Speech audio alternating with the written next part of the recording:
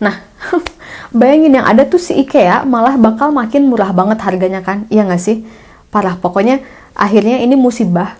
Bukan buat si kampret, tapi ini musibah untuk para pemboikotnya kan? Karena IKEA malah makin melejit.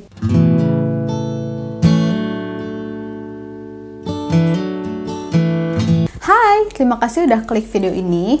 Ini video pertama aku, jadi kurang lebihnya tolong dimaafkan ya. Nah, jadi di video kali ini aku mau cerita tentang kisah inspiratif dari seorang Ingvar Kamprad. Siapa tuh? Ini namanya asing banget gitu kan ya. Tapi kalau aku sebut satu kata, IKEA, pasti kalian langsung pada oh gitu kan ya. Oh ya, tonton video ini sampai akhir karena aku juga bakal kasih cerita tentang kesederhanaannya Kamprad ini yang bakal bikin kalian kagum, ternganga, terbelalak sama sosok bilioner yang satu ini. Oke, langsung aja ya. Jadi, Ingvar Feodor Kamprad ini adalah pendiri IKEA yang lahir pada tahun 1926 di sebuah perkebunan kecil bernama Elmtarit yang ada di dekat desa Agunarit, Swedia.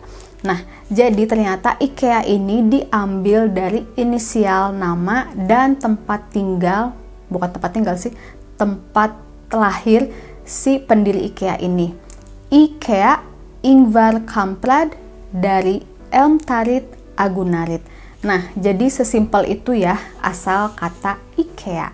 Lanjut, jiwa bisnisnya Kamprad ini sudah terlihat saat masih jigot. Kayaknya tuh masih kecil banget, dia udah menunjukkan sisi bisnismennya gitu loh. Jadi di umur 6 tahun Kamprad ini mulai berjualan korek api kepada tetangganya. Jadi ceritanya dia itu beli grosiran, terus dia jual satu-satu dengan harga yang murah, tapi masih dapat untung. Nah, udah hebat lah ya. Kemudian di umur 10 tahun, Kamprad ini mulai jualan dekorasi Natal, ikan, dan juga pensil ke tetangganya menggunakan sepeda. Siapa sangka kalau Kamprad ini pengidap disleksia, sampai-sampai guru sekolahnya tuh capek banget gitu loh, katanya sampai kesel ngajarin si Kamprad ini untuk baca. Nah, di tahun 1943 akhirnya Kamprad menyelesaikan sekolahnya di umur 17 tahun dengan baik dan benar, sehingga ayahnya memberi hadiah sejumlah uang yang katanya nggak banyak, tapi ternyata dengan uang inilah Kamprad memulai bisnis IKEA-nya. Jadi di tahun 1943, Kamprad ini memulai IKEA-nya dengan menjual berbagai macam barang. Contohnya tuh dompet, pena, frame foto, sampai stocking pun katanya dijual nih oleh si Kamprad melalui telepon. 5 tahun kemudian, tepatnya tahun 1948, saat si Kamprad ini umurnya 22, dia itu melihat kondisi pasarnya Swedia, di mana saat itu furnitur tuh lagi in banget dan termasuk barang barang mewah gitu karena harganya mahal. Nah, terus si Kamprad berpikir nih, kayaknya kalau gue jual furnitur tapi harganya murah, bakal laku deh. Soalnya berarti orang yang menengah ke bawah itu bisa beli barangnya dia gitu kan. Nah, ternyata itulah konsep IKEA, di mana semua orang harus mampu membeli furnitur yang stylish dan modern. Nah, itu ternyata bukan slogan sih, kayak apa ya, nilainya IKEA gitu loh. Jadi Kamprad ini ingin melayani sobat miskin yang jiwanya meronta. Nah, akhirnya diciptakanlah IKEA gitu. Jadi kalau misalkan kalian ketemu orang yang aku habis dari IKEA nih, beli bla bla bla, jadi kita emang kayak sebuah kebanggaan, tapi ternyata niatnya Kamprad itu bukan menjual barang mewah ternyata, tapi itu untuk menjual barang yang terjangkau. Nah, untuk memulai bisnis furniturnya, Kamprad ini mencari produsen lokal yang bikin furnitur. Jadi awalnya IKEA ini cuma reseller gitu loh, dia cuma menjual barang yang udah dibikin.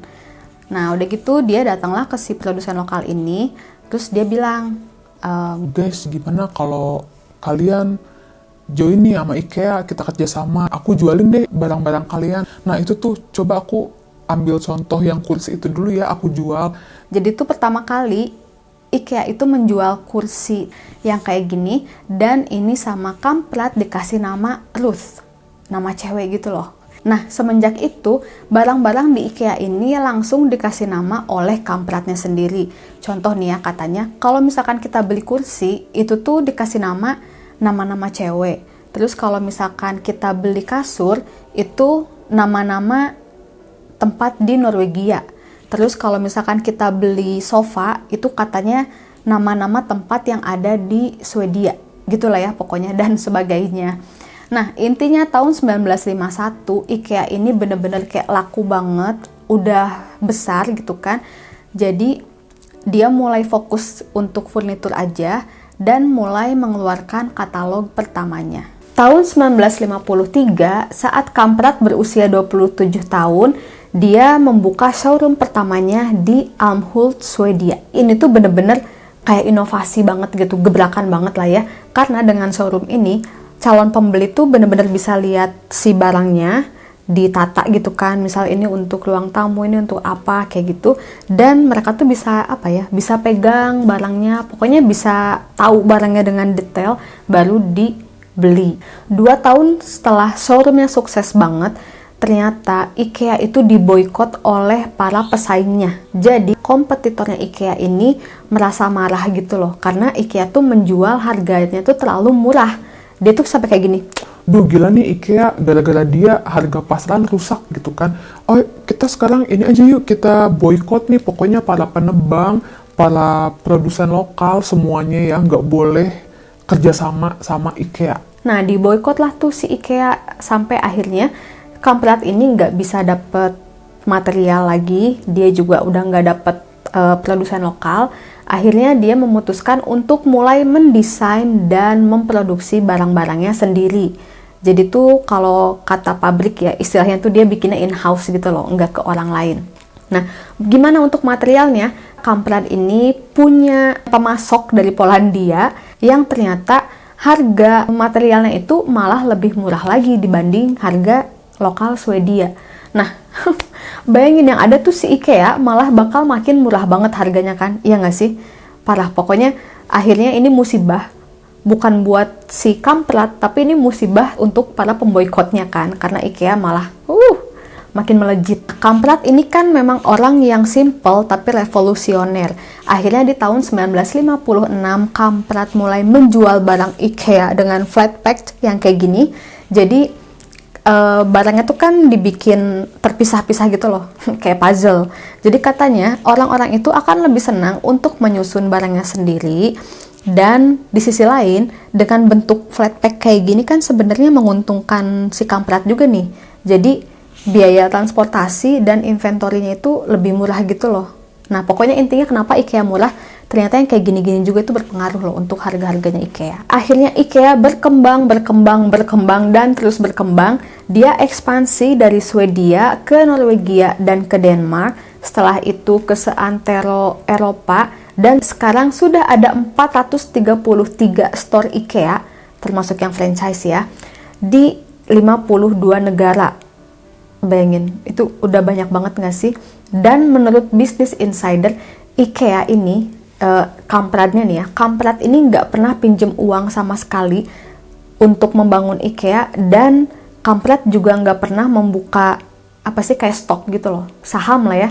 Pokoknya dia nggak membuka saham untuk si IKEA-nya ini. Jadi dia benar-benar memulai dari nol dengan tangan kosong, dengan kedua tangan dia doang, sampai akhirnya menjadi orang terkaya keempat di dunia. Tahun berapa ya? Pokoknya saat IKEA lagi wow-wownya banget, Kamprad ini sempat menduduki peringkat keempat. Wow. Oke, sekarang mari kita mulai membahas kesederhanaan dan sisi lain dari Kamprad ini yang benar-benar menginspirasi aku ya secara pribadi untuk tidak berusaha terlihat wow gitu, padahal sebenarnya pas-pasan banget kan ya, karena ternyata seorang Ingvar aja yang bilioner, dia jauh dari kata foya-foya, jauh dari kata buang-buang duit, jauh dari kata terlihat kaya, jauh banget nih ya. 1. Ingvar Kamprad pindah dari Swedia ke Swiss untuk menghindari pajak penghasilan Swedia yang terlalu besar.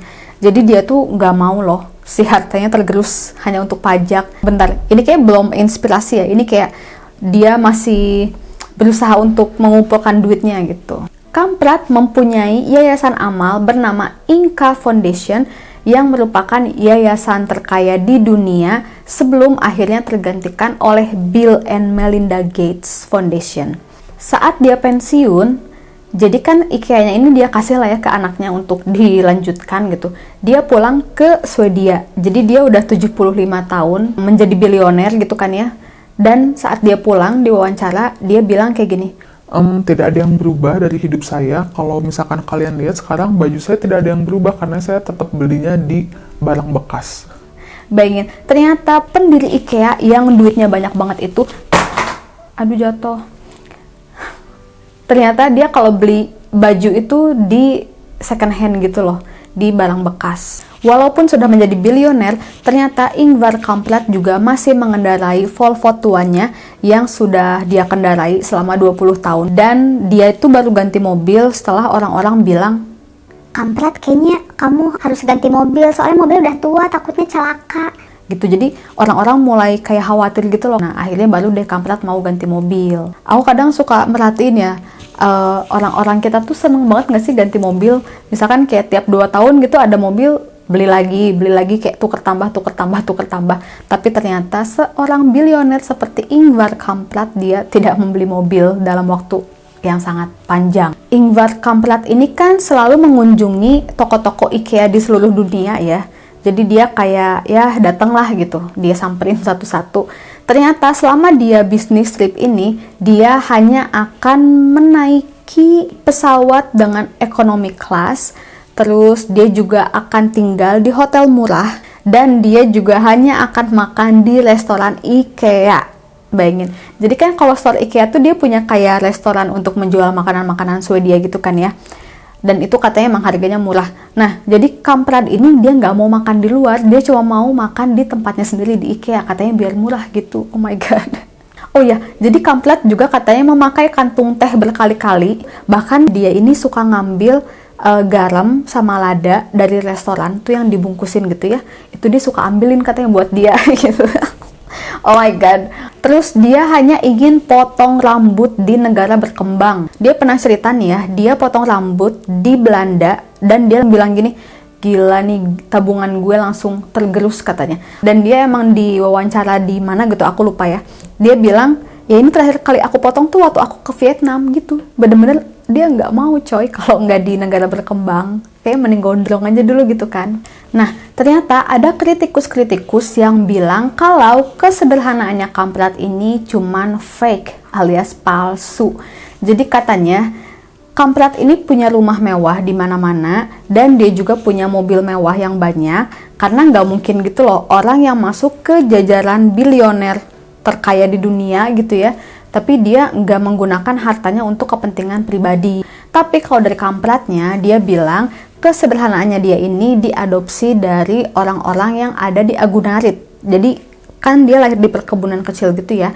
Ternyata di Agunarit ini terkenal lah orang-orangnya itu pekerja keras, irit, hemat gitu. Nah jadi kalau Kampradnya sih bilangnya dia dibesarkan dengan lingkungan yang sudah sederhana gitu. Jadi memang dia sebenarnya bawaannya seperti itu. Kalau aku boleh berpendapat, aku juga berpikir sih kalau memang dia punya rumah mewah di mana-mana, ya it's okay, namanya juga bilioner gitu kan, duitnya banyak, mungkin dia bingung mau dikemanain gitu ya. Tapi nyatanya Kamprad ini kan emang masih mengendarai Volvo tuanya itu ya, dan dia tuh betah aja gitu pakai mobil tua. Terus juga dia betah bisnis trip pakai economy class, tidur di hotel yang murah. Jadi memang aku sih mikirnya dia dibesarkan dengan background yang sudah hemat dan sederhana dari kecilnya gitu kan.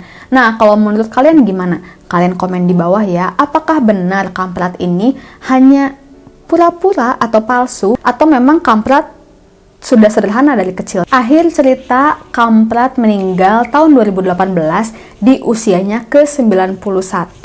Dan saat meninggal ini, Kamprad menduduki posisi ke-8 sebagai orang terkaya di dunia, dan IKEA-nya sudah dikelola sekarang oleh anaknya yang bernama Mattias. Sekian kisah Ingvar Kamprad, sang pendiri IKEA. Semoga bermanfaat dan mari kita petik kegigihan dan kesederhanaannya Ingvar ini ya. I'll see you on the next video dengan sosok dan tokoh yang berbeda. Bye-bye!